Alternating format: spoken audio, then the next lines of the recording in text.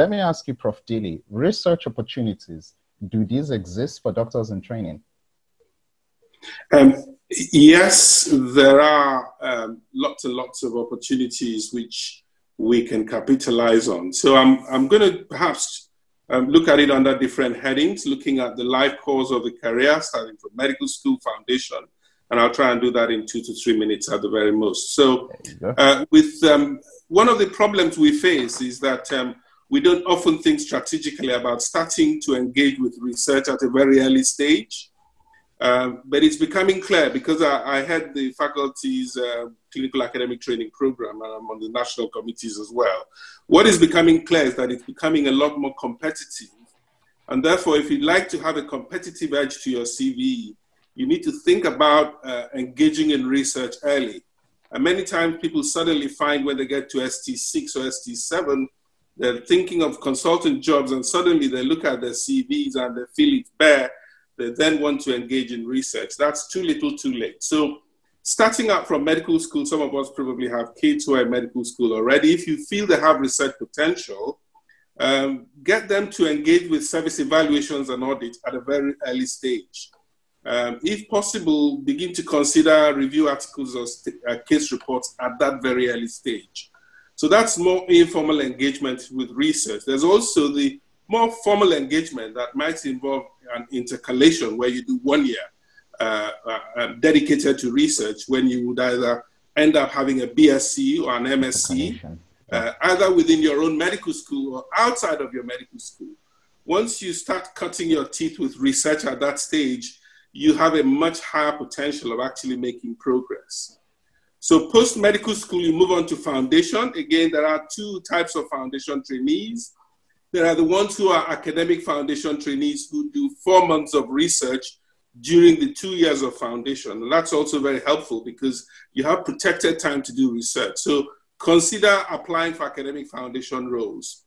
But if that's not possible, or you're not quite sure research is cut out for you, again, the same maxim should apply, where you involve yourself with service evaluations, audits, try to think of review articles that you can co-author, or do case reports as well, where if you see a really fascinating case and your consultant thinks this is quite fascinating, in my 60 years of experience, I've never seen this sort of paper, this sort of case. You could then ask, do you want me to write this up? I'd love to write this up. Will that be okay with you, sir? That sort of thing. So that's important, case reports. So if you do that at foundation, you stand a very good chance of getting an academic clinical fellowship, which is part of the integrated academic training program pathway. We don't have time to go through all of that. So when you actually get into specialty training, regardless of what specialty you're involved with, again, if you're in run-through training, you would want to be able to do service evaluations, audits, review articles, or case reports. Always try to make yourself different to every other trainee. And that really counts for your CV if you can write something, no matter how small. So that's more informal approaches to doing stuff. It takes effort. But if you are really minded to do an ACF, then you can compete for an ACF. If you've done foundation, you've published, you've done some service evaluations that are publishable, you may be competitive enough to get an ACF post. But remember, you'll need to be nationally benchmarked.